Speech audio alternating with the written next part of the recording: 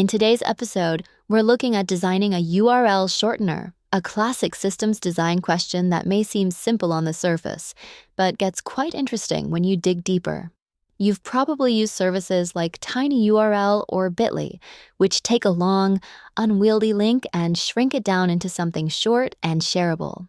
Behind the scenes, this requires a system that can generate unique short identifiers, handle massive traffic volumes, and ensure lightning-fast redirects, all while scaling reliably. So, in this video, we'll cover the key requirements of a URL shortener, the core API design, how to generate short, unique identifiers, and how to architect a system that's fast, reliable, and scalable. We'll even build on the unique ID generator system we discussed in the last video, so if you haven't seen that one, it's a great prerequisite. Let's get started.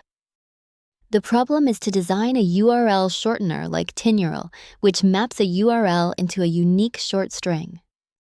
Here are some good requirement questions to ask. How long is the shortened URL string? What's the traffic volume? Can shortened URLs be deleted or updated? Let's walk through the high-level design of a URL shortener system. We start with two main API endpoints. The first is for shortening URLs. It's a post request where the client submits a long URL and receives a short one in response.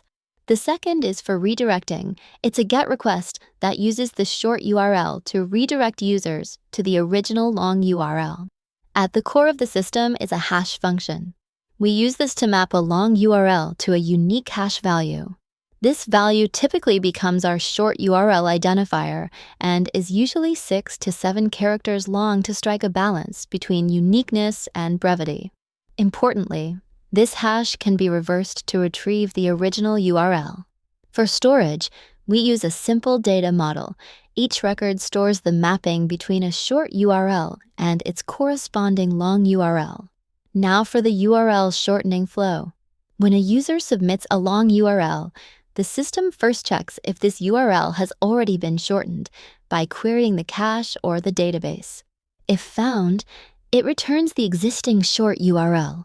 If not found, we generate a new unique ID using our unique ID generator covered in detail in the previous slide.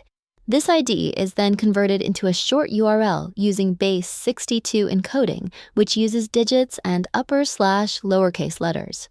Finally, a new row is inserted into the database containing the ID, short URL, and the long URL. For the URL redirecting flow, when a user clicks on a short URL, the request goes through a load balancer to the web servers. If the short URL is found in the cache, the corresponding long URL is returned immediately. If not, the system queries the database and returns the long URL.